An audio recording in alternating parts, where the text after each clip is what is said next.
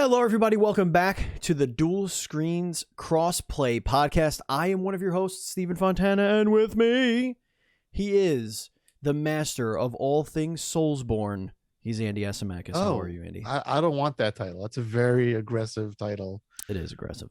I am good at those games, but no. I think I would suck at PvP a lot. You've been enjoying it, though. Yes, I have been enjoying it a lot. Indeed, it's way too much. Indeed.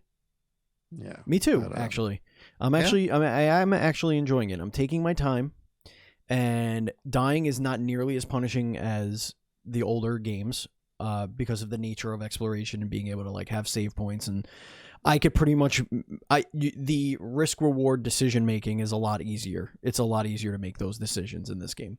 But folks, before we start talking about what we've been playing, this is the Dual Screens Crossplay podcast, the internet's #1 gaming news and discussion podcast, hosted by two people you've never heard of, probably. The show posts each and every week for your listening pleasure on your podcast service of choice.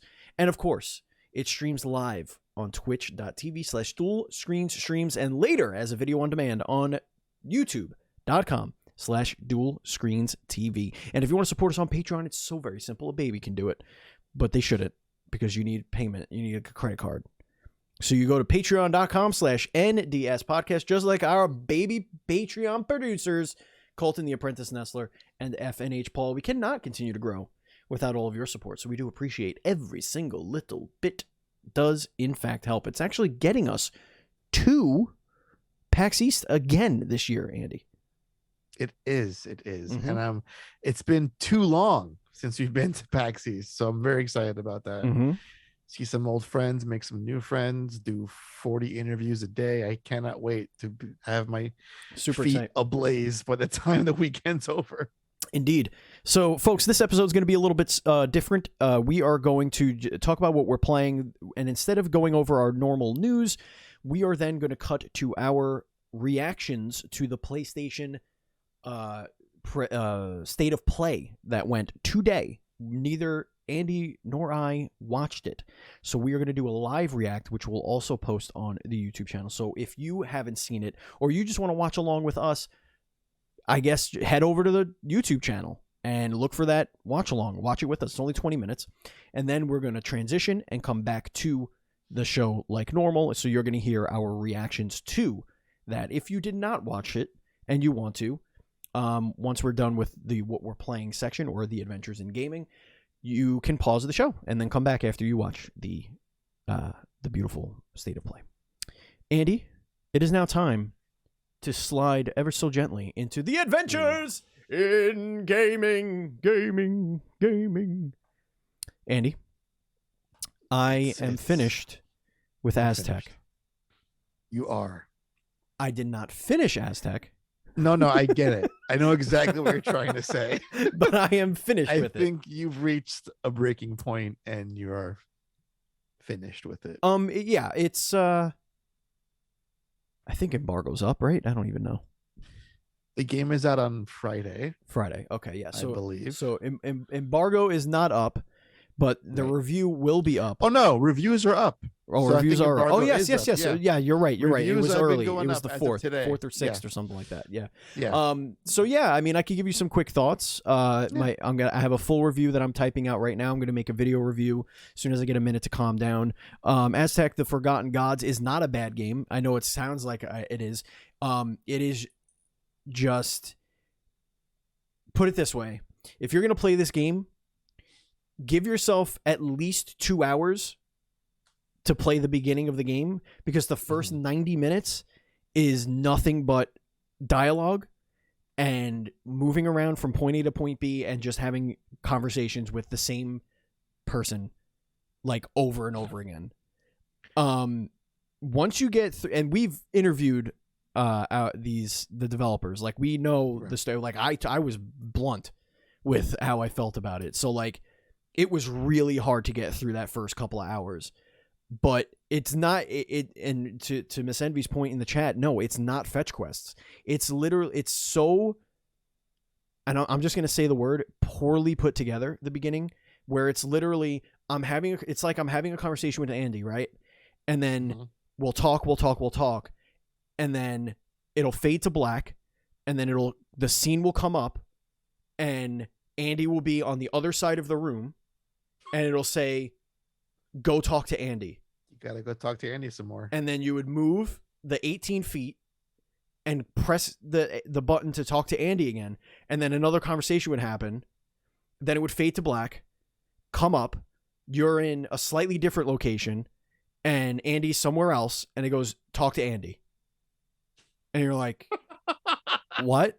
So then you go and you look for Andy again, like Andy's in a slightly different position, like not too far away from the house, but like somewhere around the house. And then you find Andy, and then you have another conversation. And then Andy's like, "Hey, go find Taylor." Not even, just like, "Hey, Taylor was looking for you." Okay, cool. And then fade to black. Andy goes, "Go find Andy." Fade to black, come back up, find Taylor. And you're like, okay, find Taylor. And then start a conversation. And that's what it is. No joke. You get so much exposition, but other than that, like, once you understand that it's trying to set up this universe, this is if the Aztecs, if that whole culture like moved on into the future. So like it's future Aztec, right? It's very PlayStation, like early PlayStation 2. Like that's what this game is. And it's not just like that in its looks, or the looks that it's trying to portray. But it feels like it when you pick up the controller and you play. Like the camera functions very old school, and that kind of works against it for a little bit, until you fight your first god, which it's basically like Shadow of Colossus, where you do a couple of things story wise, and then this giant god shows up and you fight it. But it's all based on flight combat and kind of like Spider-Man like combat. But like Spider-Man 2 on PS2 combat, where you're like swinging from these Aztec buildings and like using these little jumper portals to like go all around the big baddies, and like you're finding their weak point and you're hammering the weak point. The weapon's really cool. And the thing that surprised me the most, and the thing that really hooked me and kept me going, was it has a really fun skill tree to unlock cool combos and abilities and strengths and new stuff, and I'm a sucker for that kind of thing. I was hoping this game would be a little bit more action RPG than it was a narrative story and boss fight game. Like it had the exploration that it had was very minimal, but it was a beautiful city. Like when I say PS2 graphics, I'm like, this is like PS2 if it was pushing the hardware to the very maximum and then giving you a little bit more. That's what this feels like, and it's beautiful. The character designs are gorgeous. The bosses are phenomenal. The particle effects and all of that, all the lighting is gorgeous. I played this on PS5, Andy, and it's like it doesn't need to be on PS5. Like this thing could probably run on like an actual like a PS3 or whatever. But it's so like my final verdict, you'll have to read the review or listen to it, but it's a very bipolar and confusing experience until you start to get the hooks in you, and then you're just gonna have it's a blast to play after that. It's fair. That's a fair assessment. Yeah. But I have a funny feeling a lot of people are gonna have a lot of issues getting through that beginning, because I've seen some arduous. Middling reviews, and I feel that's the they can't get past that initial point. They've already are emotionally spent by the time they get to the actual gameplay of it. And then it happens so abruptly when you're fighting your first boss fight. It happens so abruptly that like you didn't really have ample time to understand how the controls work. You had a very limited combat tutorial, so like you're just spazzing all over the place. The camera's going all over the place because you can't figure out like, all right, what am I supposed to do? How do I move towards this guy? But for the first 2 hours of the game, you're like, let me do something, please. Don't just let me do something. I have this giant god arm. Let me beat something up, please. I think if it had a more 3D beat 'em up or adventure game DNA built into it a little bit more, it would probably service it a lot better. Like give yourselves a little like, Crash Bandicoot-esque or whatever, like Spyro-esque, like world design, more enemies or whatever would probably behoove it. But that's not what the story they're telling, which is fine, because the story they're telling is actually incredibly and compelling, well researched. Voice acting is awesome. Well, it's not voiced over. It's like it's voice sounds, but like kind of like, well, you know, like but it's beautiful. Like it just has it has a really nice ambiance to it. But anyway, speaking of beautiful, how about that Elden Ring? Oh God, I can't stop playing it. Yeah, I really can't. I took a small break last night because I had a slight breaking point. Oh. Yeah, because you know, as you reach higher levels, you need like a lot of runes to level up. Yeah. So I think it takes like 70,000 plus down to gain a level, or 80. And I had lost. I died like on Monday night with like 80k souls to retrieve runes. Right. I was like, you know what? I'll just go get those. I'll get them tomorrow night. You know, I'll just put this away, go to bed. Played last night, sat down, 10 minutes in, I lose all my runes. No. And I was like, okay, let's watch a movie. Save scrub. I don't want to play video games anymore tonight. I feel very deflated. Now, I don't know about the higher levels and like what it's like, but like the thing I'm loving about it so much is that it's way more forgiving when you die, because yeah, sure, you lose all your runes. There's typically a save area that is much closer than in older games. Even though things reset, the fact that you have the horse that you could blow by everything and like go around and still find your corpse or whatever to retrieve your runes, like that makes it so much easier. Because as long as I get to my body, if I'm being chased by 100 things, I don't care. Let me get to my body, let me hit the triangle button, let me get my shit back, and I'll just keep going in that direction until I find safety. Like I will just go. I will unlock so much map if I could just get out away from bad things. I was in a no horse zone, no horses allowed zone, so it's a little bit trickier for me. But listen, it's like by the time you get to the end of the game, you can rack up like millions of runes like in 15 minutes. That's how intense it is. So it's not a huge deal. But I was just like, I didn't want to come home to this. I'm done for the night. I'm gonna put it away. It discouraged. Go to bed. I just felt so first work, now this. Okay, let's just sit back and watch. I have a hot take and a prediction. Okay. My hot take is this style of Souls game would make the perfect games of service / MMO. Oh, I don't know about that. Now, wait. That's interesting. Do you want me to explain why I feel that way? Yeah, I'm intrigued by this. It doesn't have to be flooded with players, but what I think they should have, or they could do easily, is a hub world, like the table, right? The round table. That's like where everyone congregates. Where everyone congregates, and you can say, "Hey, buddy, you want to come with me into my world, my instance?" And then they come into yours, just like you would normally summon, but come into your world, and you guys could just play together, just explore together, share cool loot, discover cool secrets. And then you don't like dropping fingers and like making symbols and telling your friend to use the same password as you do to go run across the map. And then what you can do is have anything that I unlock that's new to me also unlock on my map when I go back. So it's almost like you're going into this like parallel universe where you're gathering information. So like the progress will stay, but only in as far as unlocking save spots and collecting items, but like your bosses will reset. Yours will. Like you'll have defeated it with your friend, but yours will still be there. So you still have that experience. And now here's my prediction. Okay. It's going to happen. This is your prediction. That's my prediction. It's going to happen. We will get a Games of Service Souls game.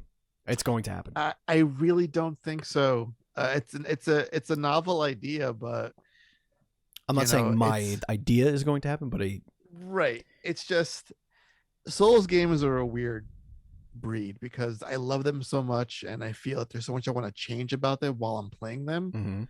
Like, oh, if only they did X, Y, and Z, I'd feel a little bit better. Right. Like, oh, can I pause the game, or can I do X, Y, and Z, or like, why can't I, you know, warp to any place I want on the map in certain spots? Like, there's like dead zones you Why do you can't give me warp. dead zones for summoning ashes? Like, that's Right, dumb right. too. Why can't I just summon whenever I want to summon Right. shit? So stuff like that. But then the more I play, it's like I really wouldn't change a thing about. But here's the thing. I'm about not this saying that game. it's the direction that it's going to go from now on. I just think that we're going to get a Soulsborne MMO / games of service style thing. Like, that it's going to be the also end of the From Software. And here's the thing, Andy. There's been a ton of news about how PlayStation's ramping up games of service production. Like, they're hiring a lot of people for that kind of thing. Do you think this is one of their goals to like how do you software? not, if you're looking at all of your franchises, how do you not instantly go to From Software and Demon Souls and say, we have this IP that it would print money, Andy? Right, but it also means a lot of support and a lot of content to keep it going. Yeah. And I think I'm on the side of, I'd rather they just have a one and done, maybe do a DLC down the line. They'll get that too. Move on to the next. They'll get that too. Project. But they want revenue stream. That's what they're here for. PlayStation is jumping on the revenue stream bandwagon. They'll be Ubisoft before you know it. All right, Andy. It's time. Were you playing anything else that you want to talk about before we go? No, it's a sickness. It's an addiction. I've ignored everything else in my life. I've gone back to work, which is good, I guess. Takes away from playing Elden Ring, but you know, with the power of remote play, you can play Elden Ring anywhere. You shouldn't put these ideas in my head, dude. She really shouldn't put those ideas in my head because. All right, ladies and gentlemen, we are going to transition to our post state of play thoughts in just a moment. But first, we have to watch it. So we're going to go do that and transition. Well, welcome back to Dual Screens Crossplay Podcast. Now we're going to give you our thoughts and our reacts here. Andy, a lot of cool stuff here. Yeah, really strange opening with that dinosaur anthem game. Yes, the Dino Crisis.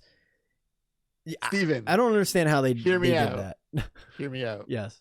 That game is Dino Crisis. Okay. But you spell crisis CRYSIS. Right. Yeah. Uh-huh. That game looks like it's gonna be a trip, and I can't deny my desire to play that I don't hate that. That looks like a lot good, of fun. Like a buddy up. That looks like a shooting Muso. Yeah. That's what that looks like. Yes. Let's see. What else did Capcom. we talk about? Who greenlights that shit at Capcom? It's totally insane to me. We got some more Ghostwire Tokyo gameplay that looks dope as hell. That's exciting. What else did we see? What is this? Oh, that's right. That's Ghostwire. Okay. I'm just scrubbing along here. It was Ghostwire followed by Final Fantasy Origins. Yep. Very brief. Great. Love that. But there's a demo coming out very soon for that. March 18th, as we saw. Team Ninja. Team Ninja. Interesting. Well, the game is out 18th. Demo out today. Oh, is that what it was? Yeah. What? Oh, I thought that. Which one has the demo that was out? Final Fantasy Origins has a demo out today. A new one. A new one. Okay, that's okay. Yes. Forspoken looks really good. Oh, Forspoken has my heart. I love this world. I love these characters. I love the enemy design. I love that it's all fucking magic. It's like my fantasy of being a wizard is finally becoming a reality while playing this game. You're a wizard, Harry. And again, I am so glad that it was delayed. It looks. I feel like I just feel with this many particles happening, with the frame rate drops you saw in some earlier gameplay demos, it needed more time in the oven. So I would hate for a game that looks this good to be like get bad scores because of optimization or shit like You know that. what kind of vibes I'm getting from it? Control. Ooh, it's Control meets Dungeons and Dragons. I'm just getting like that magic usage, like throwing shit all over the place, manipulating the environment around you a little bit. The camera angle is very Control like. Just looks so cool though. Oh man. Almost everything about that game looks dope. Then we had the Gundam. Then we had the Gundam, which I was like, okay, this is like where you didn't lose me, but you were all over this shit when you saw it. I mean, it looks like dumb fun. Like, what's not to like? You're just gonna shoot each other, capture the flag, whatever the hell zones or whatever, using Gundams. Yeah, I'm down for that. Absolutely. Yeah, this is okay. 3 competitive game modes, as they say. Look at this. Look, it's pretty dope. Now, was that shown for the first time? This game? I have no idea. Before this, I have no idea, Andy. Gundam Evolution. Yeah, maybe it was a new thing that was announced. A lot of first looks. Ninja Turtles. We're getting them all. See, this is Konami. Konami, I feel, is like the great grandpa at Thanksgiving dinner. Is he alive or dead in the chair somewhere in the corner? And then he farts every now and then, like, okay, he's alive. That's what this is. Now, as much as I love Ninja Turtles, we've gotten re-releases and other copies, blah blah blah, of these games. Konami's done this for Castlevania, Contra, and now we've moved on to TMNT, which is nice to have them all under one roof. Like, here's every single Sprite game. Who do you think is paying who to get this thing done? Do you think Nickelodeon's paying Konami to release these, or do you think Konami had to pay Nickelodeon? I can easily find out. Like, did Konami say, hey, we have these games we're sitting on, we can't release them without your permission? Whatever. Kaiju game. This was interesting. Yeah. Gaiga Bash looks like fun little arena brawler, beat 'em up game. No problem. I'm into it. Passion Republic games. Then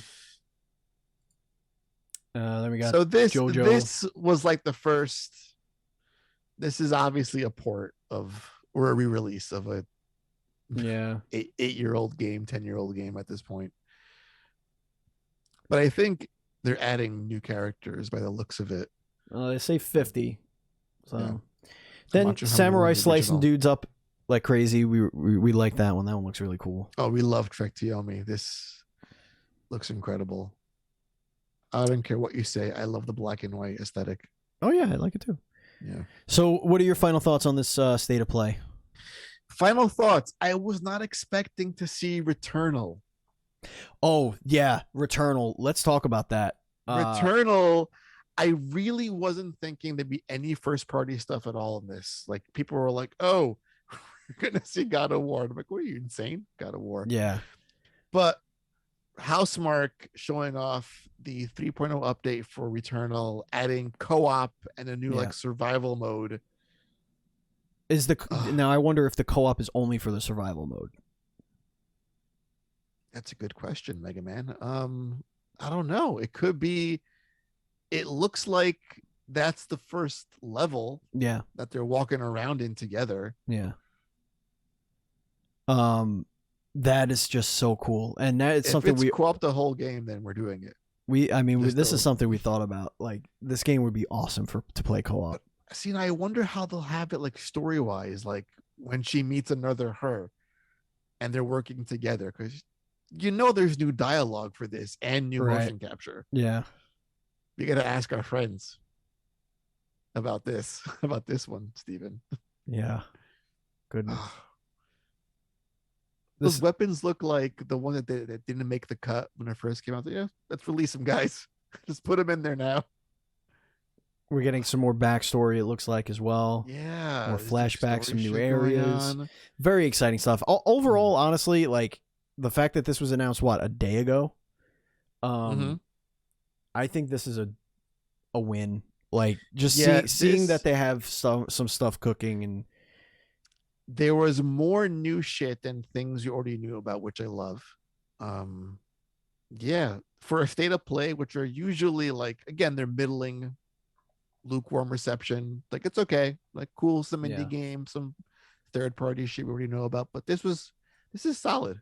This is a solid 20 minutes of games. Yeah, no, absolutely. I am not mad about this at all. I am excited. I hope you're excited. Listeners, viewers, thank you so much for listening. If you want to follow us on social media, we're at dual_screens. I'm at Batchild27. Andy is at PantsGuy. Join our Facebook group, facebook.com/groups/DS podcasts. Join us on Patreon, patreon.com/NDS podcast. Thank you very much. And as always, please be excellent to each other.